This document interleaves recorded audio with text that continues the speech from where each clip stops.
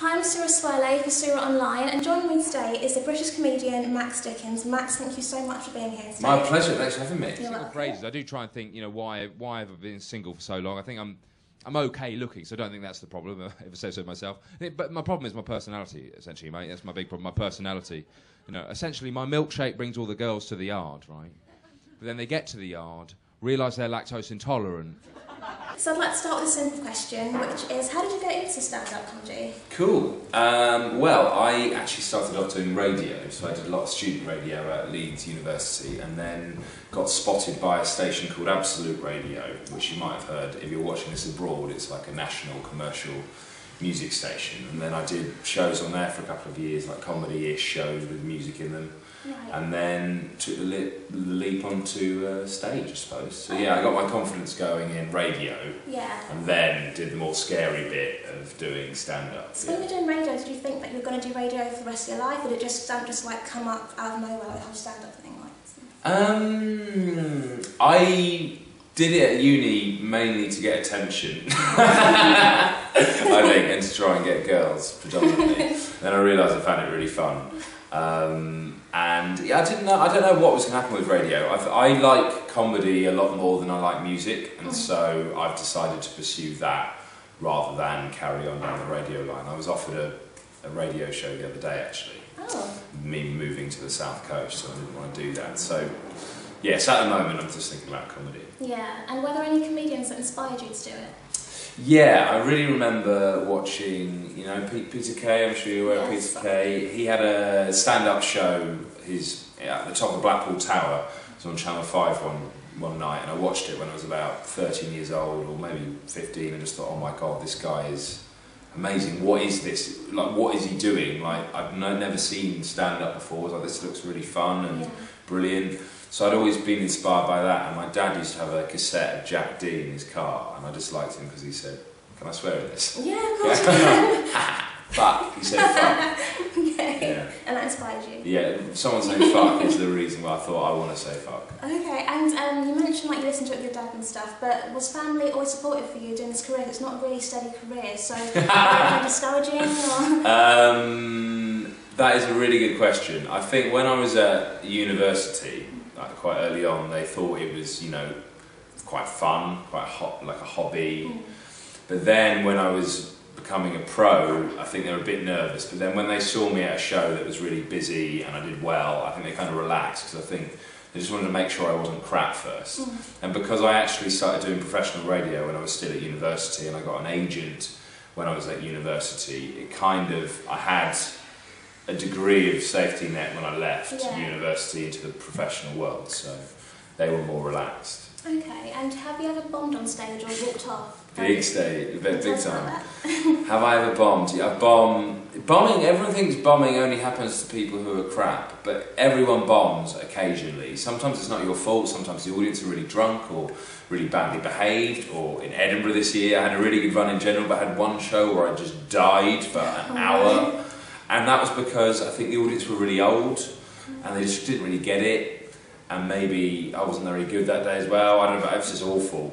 And see, it happens sometimes, but what you learn when you bomb is that actually bombing doesn't really matter. Right. And you don't die, so you get less scared. Like, bombing actually makes you less scared to do stand-up, because you're like, well, if it goes shit, then nothing's going to happen. But it doesn't happen very often. Yeah.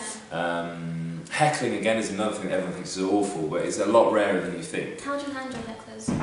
I burst into tears and beg them to stop. No, how do you handle them? Well, normally hecklers are either drunk or stupid. Right. So that's like shooting fish in a barrel when they're talking at you, because you're probably funnier than them. You've got a microphone, and you can just shout over them. And you basically try and spontaneously say something, and the crowd are really generous if you make something up off the top of your head and they can tell you've done it. Yeah. They'll laugh a lot more and a lot easier at that than a really prepared joke. And so actually they're on your side. Have you ever gone on stage unprepared though, and that's improvised sometimes?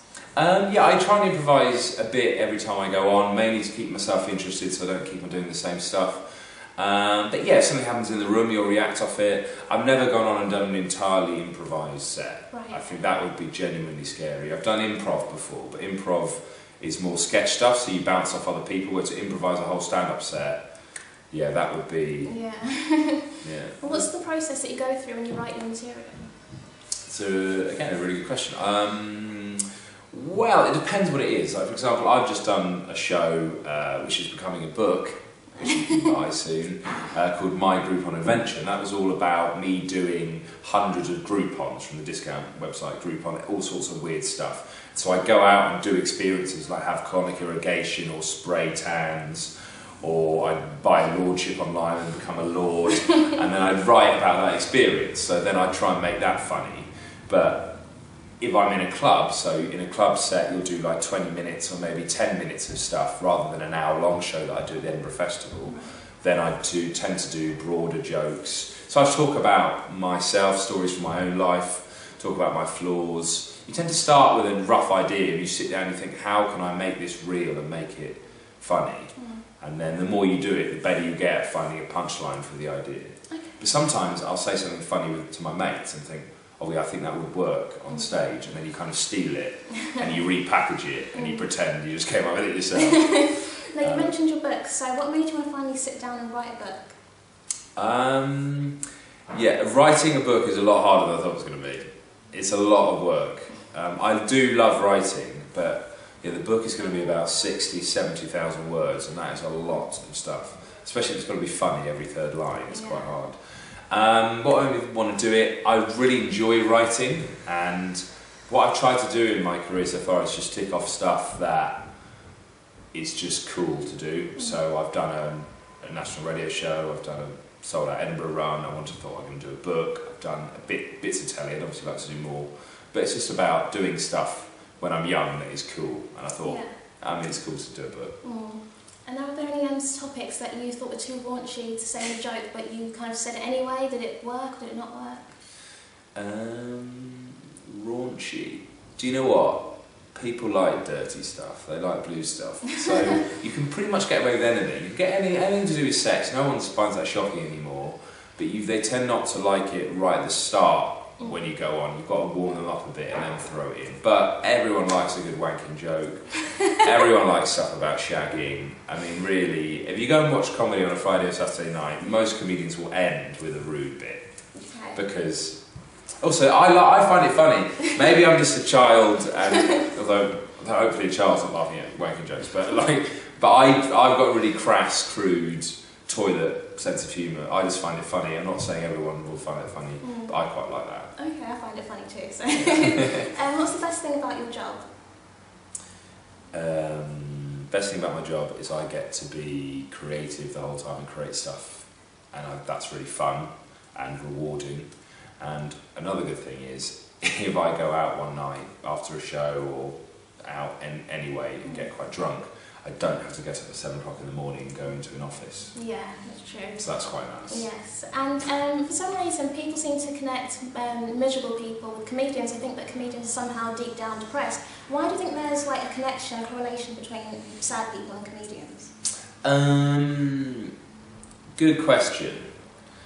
I think at the moment that's a bit of a moot point about, there's been a lot of research into it and people aren't actually sure whether there is, but I know there's a cliche that it is. I think one of the reasons might be that if you are a comedian, you spend a lot of time by yourself. Like people see you on the stage and think, oh that's quite cool, a bit rock and roll, but they don't see you've travelled 2 hours to the gig, they don't see you spent all day by yourself because everyone else is at work. And if you spend all day by yourself just thinking of jokes or just pissing about, you tend to overthink everything and like you get stuck in a rut of thoughts. Has that happened to you? A bit. I'm getting better at dealing with that now. But also I quite like having time by myself. But sometimes what I do is I'll go and work at the Royal Festival Hall, which is a big sort of arts centre in London, and you can get office space there with loads of other people and it's really cheap. So I can go and work and be surrounded by other people. And that's good because it's a bit more sociable, and also, to be honest, people who are self-employed will know this. If you're stuck by yourself all day, it's sometimes hard to do any work. So you're on Facebook, you're on other websites. You know? True. And how many performances did it take for you to realise, I've got this, I can actually do this for a career? I don't think I ever knew I could do it for a career. I think until quite late on. My first 5 gigs went really well. So I had a natural stage presence, which is a real advantage because being confident and comfortable on stage is half the battle. So I kind of had that from the start, or at least an ability to pretend that. And my first gigs went well, and that gave me enough credit in the bank to think that when they did start going badly, which they do, because you're crap when you start, so you just are, that I had enough to get through those crap gigs because I thought, actually, I've done some good ones. And there were always plenty of good ones to go with the crap ones, so it meant that I kept going. And now I find you get to a level when you stop trying to be just confident and competent and good, and then you try the next level is to be really original, take it on one more step and be really, really good. And that's what you need to do if you want to do telly and stuff like that. Okay, and do you have any advice for aspiring comedians? Yeah, advice for aspiring comedians. Don't try and pretend to be a comedian you're not, and that's easier said than done. But don't do an impression of another comedian. Go up and talk about what you think's funny and what your life is and stuff about you. Don't try and be a generic approximation of what you think a comedian is. Do lots of gigs at the start and write a lot and gig a lot. And also, I'd say you've got to really want it because it is hard. Because you're not going to get paid for a long, long, long time. Even when you're really good, you get paid almost nothing.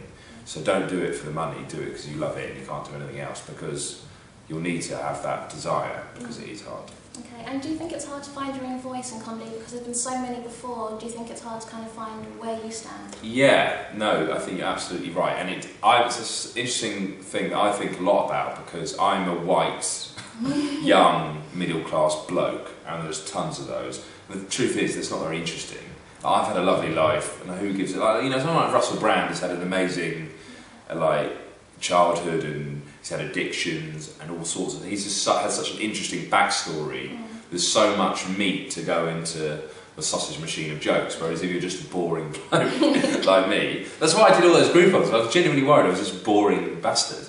I think But as you get to know yourself, you realise you do have a lot more of a personality than you thought, and you get that by getting more mature. But some people have it easier because they have an obvious perspective or outsider's angle on the world. So if you're from an ethnic background, or actually at the moment if you're a woman, you can have that because there aren't so many women comics, although that's gladly getting less of a case. Or if you're a foreigner over here, so you have a lot of Americans or Australians going, what you do is ridiculous. So some people have a natural angle because of who they are.